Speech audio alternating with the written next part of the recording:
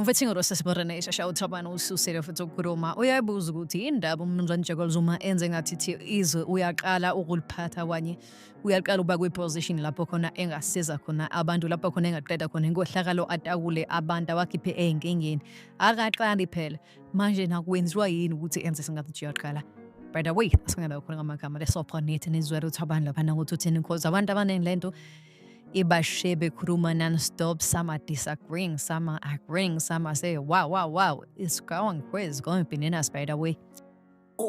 Wezuma musukhuluma kakhulu kwi-MK wenzani wena iluphi uguquko walenza ngoba nawe uyafana nalo Ramaphosa niyafana nonke musana ukuzoyitshela ukuthi mina ngiyisigebengu esingcono kunalesi ayikho leyo nto le mani ngama-26 ngama-26 nonke mani ngama-28 ngama-20 vele naye naboshwa ne-understand inombolo ngithi yini ushintshe naye nalilethe emphakathini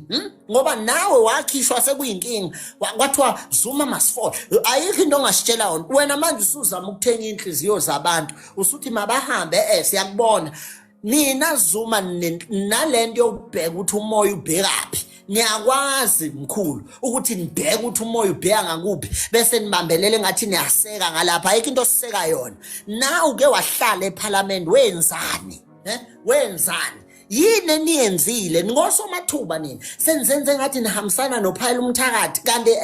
deep down siyakwazi usafuna ukuyoseka leya ANC ufuna ukungena lapha phezulu weseke leya ANC thina sona idomu njengamanje asikho isidom njengamanje uyangizwa mina umuntu engathi akavotela ongcono abe president ngama nesithathe yena lo aPhayile uMthakathi yena lo lwela icountry kangaka kade simbona bemjaha ehamba yedwa